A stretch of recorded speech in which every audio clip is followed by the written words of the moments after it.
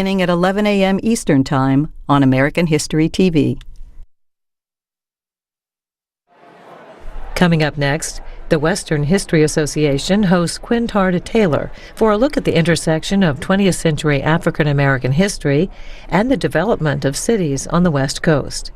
Quintard Taylor is a history professor at the University of Washington, and his area of focus is African American history and the American West. In this keynote address, Mr. Taylor examines how factors like community organizing, deindustrialization, housing, and employment have shaped the urban West, and how they reflect changes in American culture. This is a little over an hour. If I can have your attention, thank you. You are such a lovely audience. But that's not why I'm up here, to flatter you. Ladies and gentlemen, first of all, good afternoon. It's my tremendous honor and pleasure to introduce Professor Quintard Taylor, who will present his presidential address before this distinguished body of family, friends, and yes, last but not least, scholars. The Scott and Dorothy Bullitt Professor of History at the University of Washington, Quintard Taylor is the foremost historian of the African American experience in the West, but he's also widely regarded as one of the leading historians in the nation. Prior to joining the faculty at the University of Washington, Professor Taylor taught for many years at the California State University at San Luis Obispo and at the University of Oregon. At each university, Professor Taylor mentored countless students, developed a challenging smorgasbord of courses in African American and American Western history, published dozens of articles, was a pillar in the Black community, serving, as many of us do, on countless boards and committees. And yes, during this time, he completed two excellent books, The Forging of a Black Community, Seattle's Central District from 1870 through the Civil Rights Era, which appeared in 1994, and the book that Professor Taylor is widely known for, In Search of the Racial Frontier, African Americans in the American West from 1528 to 1990, published by Norton in 1998. Taylor has also co-edited a number of path-breaking books, including Seeking El Dorado, African Americans in California, published in 2001, and African American Women Confront the West, an anthology of original essays co-edited with Shirley Ann Moore. And if he wasn't busy enough, in 2007, Professor Taylor turned his attention to creating an online website that serves as a repository and resource center for African American history in both the West and throughout the nation, blackpast.org. I am certain that some of you have been asked to contribute material or money or both, as I have, and if you haven't, Professor Taylor will make every effort to accommodate you before the end of this meeting. The blackpast.org is a wonderful resource. It houses over 3,000 pages of information, features contributions by over 400 scholars, and it's growing every day, I might add, and has useful links to about 600 other websites throughout the country and indeed the world. In the short time since its launch, the website has grown like topsy. This year alone, in fact, an estimated 3 million people from more than 100 nations are expected to visit and utilize the website's vast resources. In June of this year, the website was selected as one of the best free reference websites of 2011 by the American Library Association, putting the blackpast.org in the same company, I kid you not, as the Mark Twain Online Project and WikiLeaks. That deserves a laugh or applause or probably both. Yes, I agree. Finally, I consider Professor Taylor both a colleague and a friend who has read and rigorously critiqued my own work as he has done for so many scholars in the profession. The title of his talk this afternoon is Facing the Urban Frontier, African American History in the Reshaping of the American West. Please join with me and give a warm WHA welcome to Professor Quintard Taylor, the 2011 President of the Western History Association.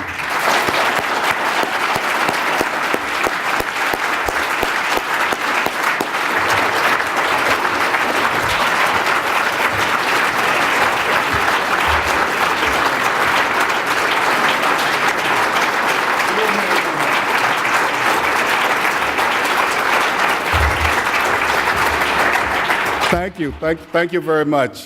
First of all, there's a correction to be made. Al Broussard is the foremost historian of the American West. I just get more television time than he does. That's the only reason. Thank you all for coming. I mean, this is a wonderful audience. I see so many people I know and so many people I would like to know better. And yes, there are so many people who are going to be asked before the end of this conference to write for blackpast.org. In fact, before I get started with my talk, which is a rather long talk, I do want to recognize many of the people in this audience who have contributed to Black Past. As Al said, we've had some 400 contributors. Many of you are sitting here. I'd like to take one moment to ask all of you to stand, all of those who have written for Black Past, or all of those who are getting their articles to me. I'd like for all of you to stand, and I'd like to give a round of applause to these folks too, because ultimately they are the ones who make Black Past. Not me. They are the ones who made Black Past successful. Another point of personal privilege here. I want to acknowledge one person who's been my rock for a very long time. We even discussed how I should introduce her, but I'll use my words here. She is my partner in life, and she is my best friend, Kay Foster. Kay, you have to stand up. You have to stand up. As was said at the table, she's more worried about my presentation today than I am. Let me begin, and I will begin by talking about the West, but as you'll find out in a minute, I'm going to talk about a very, very particular area of the West. The West today is the most urbanized region in the nation. A lot of people don't know that. Yet its urban history remains, at least in my consideration, understudied. I think this comes because far too many of us perceive of urban and Western history as mutually exclusive. I can make that claim with some confidence because I too accepted that erroneous idea. When Earl Pomeroy and Richard Maxwell Brown, men that you know, many of you know in this room, when they urged me to attend my first Western History Association meeting in 1990, I protested that I do African American history, and specifically African American urban history. They responded, "Well, what do you write about?" I said, "I write about Seattle." And then they declared me immediately a Western historian. Despite my hallway conversion into the Western faith, I still harbored reservations.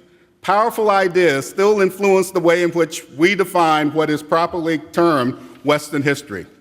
Unlike Asian American history or Chicano history or much of Native American history, which are considered automatically Western in orientation, Black history in this region continues to be viewed by far too many Western regional historians and historians of African America as an interesting footnote to a story that's focused elsewhere. I'm going to work our way through slides here, and let's see if, which way should I point this? Where's the technical person here?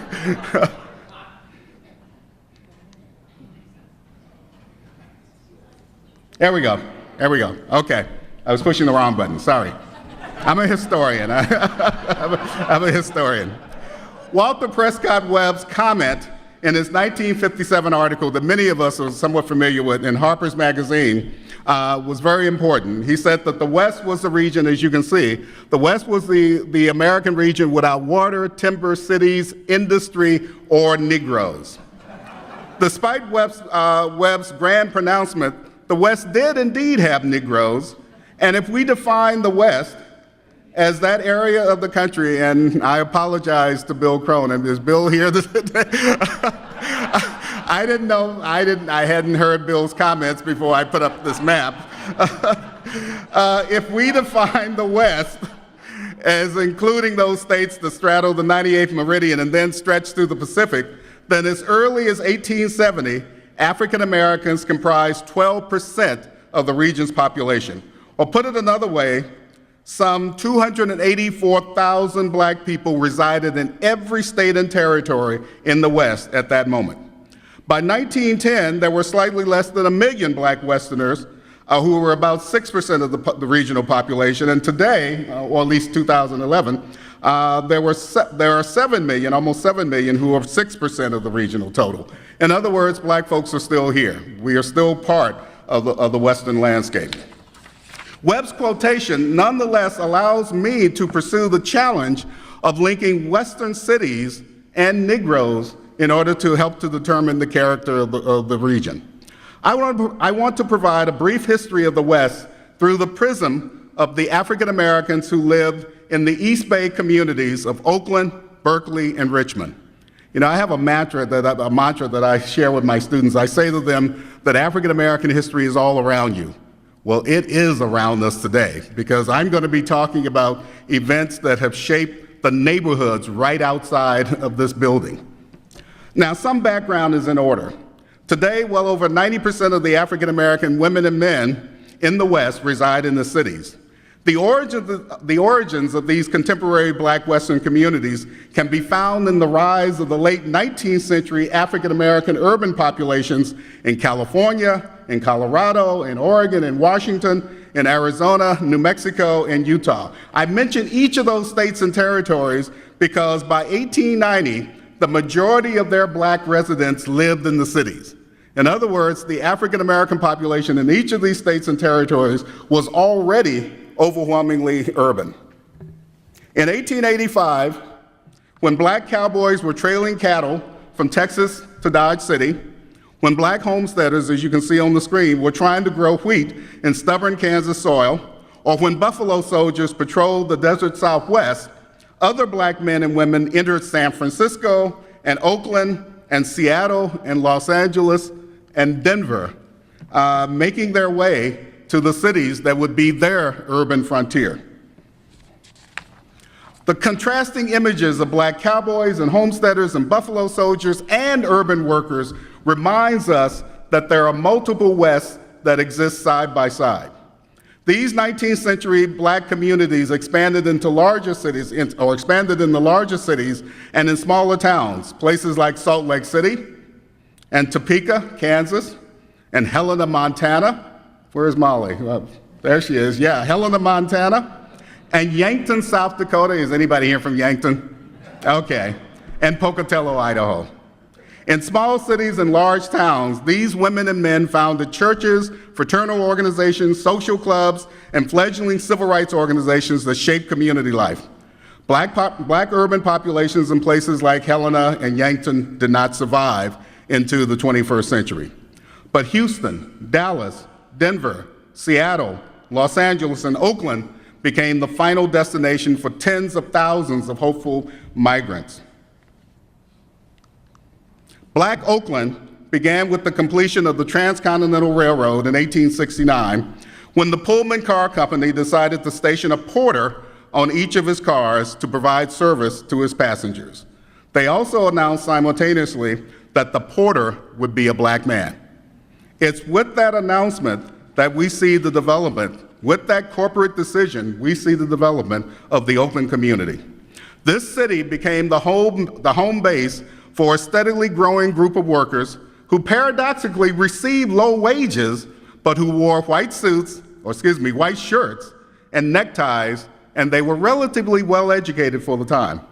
The porters, as you all know, or as you should know, were as ubiquitous in the 19th and early 20th century railroads and to railroad travelers as flight attendants are today. They and the waiters and the cooks who followed created a small but prosperous middle-class African-American community here in Oakland of about 1,000 people by 1900. Indeed, this community would grow far removed from the major centers of urban life in the United States at that time. Black Oakland's population tripled between 1900 and 1910. growing from 1,026 people to 3,055 people. The 1906 San Francisco earthquake and fire, of course, were responsible for much of this because they sent thousands of refugees, regardless of race, to safety across the bay.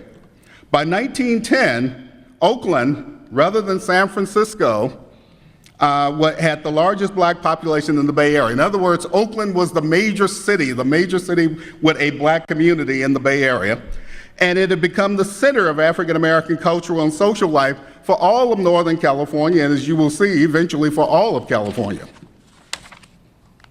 The vast majority of the African American refugees settled in West Oakland. That's the shaded area. And of course, we are literally on the edge of West Oakland right now. They settled in West Oakland because that was the part of the city that was physically closest to San Francisco. They found work in the Southern Pacific Railroad houses and repair shops that lined the Oakland waterfront. Let me go to this next image. The railroad facilities were within walking distance of most black Oakland residents. That proximity was absolutely no accident. Pullman porters, cooks, waiters, dining car waiters, and even the railroad maintenance workers were required to live no more than a few blocks from the railroad station or the roundhouse. You know, I thought about this morning as I was looking over my notes because, well, I got up at 3 a.m. To look over the notes. But when you get up at 3 a.m., you can hear the trains. You can hear the trains. And so it was evocative of the kind of existence that these people must have had in the 1880s and 1890s, or even in the 1920s and 1930s. Black women who avoided private domestic service, that is, who did not work in private homes, worked in a similar capacity for the Pullman Company, where in addition to cleaning berths, they also manicured the nails of both men and women. And a few lucky black folks would work at the Oakland Chevrolet factory in 1917 and beyond. Others would work on the docks, some would work on the Pacific steamships, and the like. But by 1930, still over 60% of the black paychecks that came to workers in Oakland came from either the Southern Pacific Railroad or the Pullman Palace Car Company. In this scenario, where work determined residence, pre-World War II black Oakland emerged as a compact neighborhood of tree-lined streets, Victorian two-story flats, and railroad worker houses, rooming houses at the time.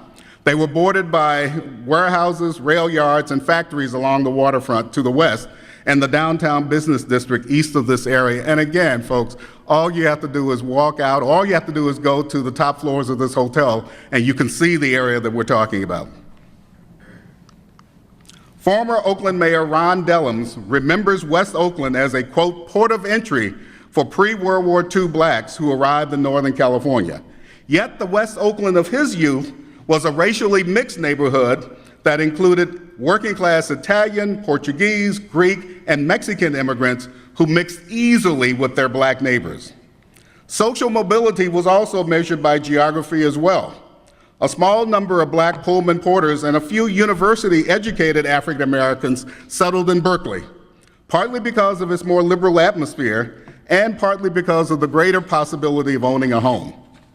Ever since the first black students graduated from the University of California in 1909, long before affirmative action, upwardly mobile African American professionals and business owners moved there, often in the hope that their own children would attend the university. By 1940, in fact, Berkeley had 3,300 residents, black residents, and at that moment, it had the largest percentage of African American residents in the Bay Area, 3.9%, and it was second only to Los Angeles in the state of California, and Los Angeles at the time only had 4.2% black residents. So Berkeley was significant in the mind frame of African Americans, particularly Northern California African Americans at the time.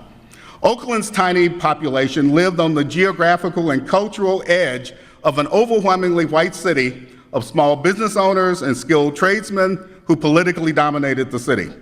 Most Asian, European, and Mexican immigrants and the small black population resided in West Oakland's flatlands. And of course, again, you walk outside, you're in the flatlands of Oakland.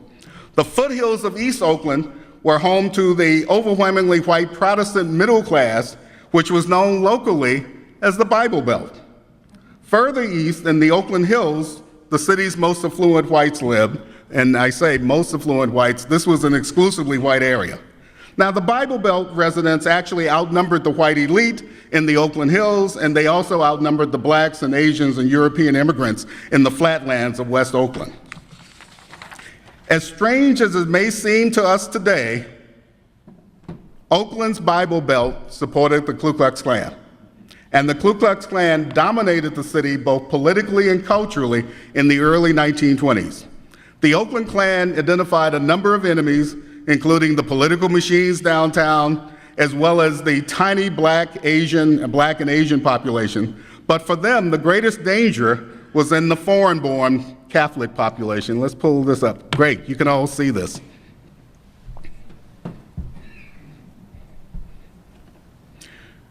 Nonetheless, blacks would try to thrive in this kind of environment. Restrictive housing covenants, however, proved to be the major challenge for pre-World War II black residents in Oakland, Berkeley, and Richmond.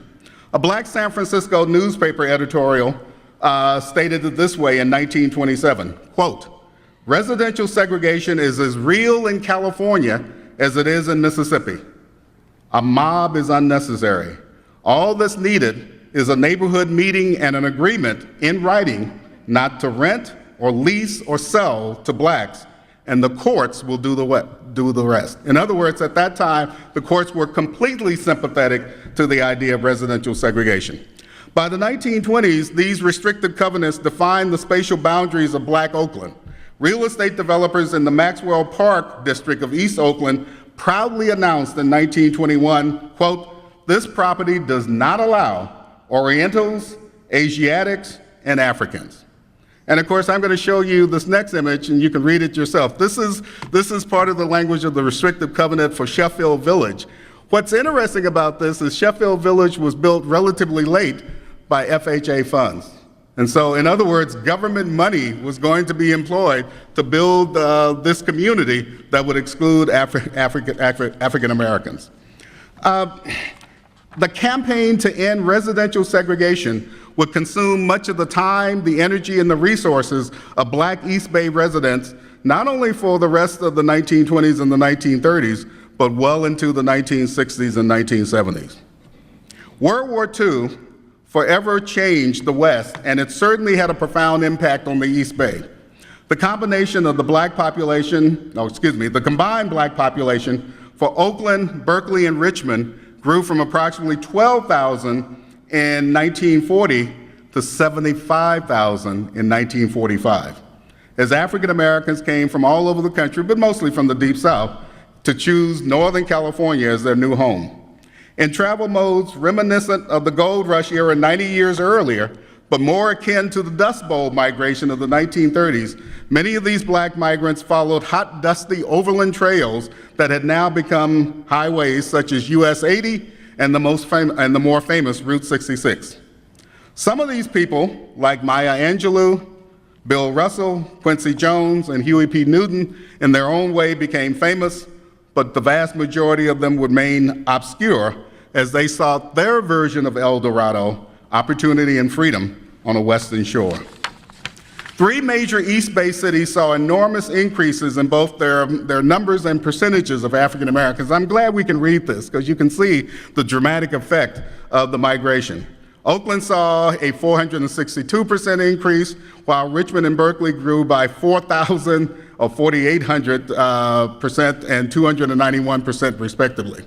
The first challenge for both these new and old Westerners was to get to work, and the major obstacle wasn't geographical, it was the International Brotherhood of Boilermakers. The Boilermakers, of course, were the union that controlled the shipyards in the 1940s, the early 1940s. Let me pull up another map.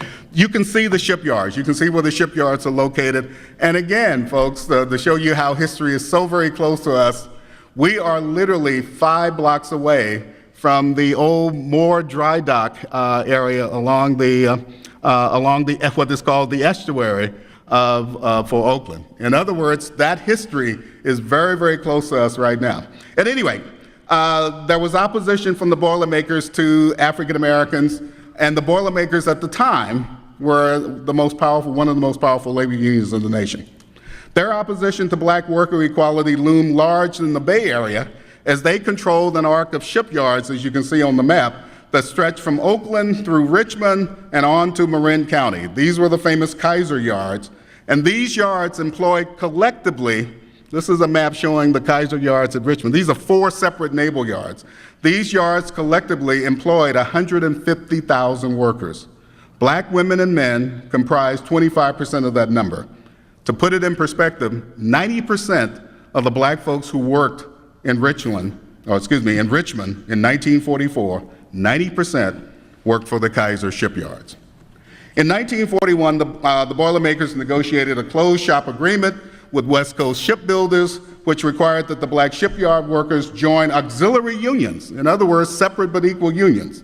By 1944, 32,000 black workers were forced into the auxiliary unions from Portland to San Diego. And I want to show you the restrictions. This is what happens when one joins a segregated union, or an auxiliary, as they called it. You can see what the black workers could not do. African American workers and some white union members said, this is not right. We are going to abolish segregation in the workplace, even if the Boilermakers leadership attempts to maintain it. In the summer of 1943, 1,000 black shipyard workers, knowing full well that they would lose their jobs, refused to pay their dues to protest the auxiliary union scheme. One of those workers who was fired, a man named Joseph James, was also president of the San Francisco NAACP. James filed a lawsuit against his employer, Marin Ship, and the Boilermakers. The case went to the California Supreme Court, which in 1944 ruled in his favor. In other words, the Boilermakers could no longer maintain separate unions. The protests and the legal challenges affirmed what UC Berkeley sociologist Catherine Archibald said in 1945, that, quote, the white worker may come to the table first and take the best seat, but now the Negro sits there too. After employment, housing was the most difficult challenge for new and old black Westerners. The wartime influx of African Americans, coupled with decades of restrictive covenants, added Fillmore in San Francisco, West Oakland here, South Berkeley to the disreputable role of crowded Western black urban ghettos. That role already included Los Angeles' Central Avenue, Denver's Five Points, Omaha's Near North Side, and Houston's Fourth Ward. Historian Shirley Moore has described how Richmond African Americans resided in what was known as the Black Crescent, a complex of mostly World War II era housing projects that were situated literally along the edge of the city, but separated from it by the Santa Fe and Southern Pacific Railroads. One city official justified the policy of segregation by claiming that it was instituted to, quote, promote closer harmony between blacks and whites in Richmond. West Oakland represented the worst of this ghettoization process, growing from 16% in 1940 to 62% in 1950, and expanding into North Oakland and South Berkeley. The federal government, of course, played a role in this because the federal government financed and sometimes actually built a lot of these segregated housing projects. They built them, and in the process of building them in black communities, they reinforced the ghetto. They literally piled African Americans on top of each other. And of course, once that happened, for the first time in Oakland and other places in the Bay Area, there were going to be openly blatant displays of hostility. This is an editorial from the Oakland Observer in 1944, and I'll let you read the words.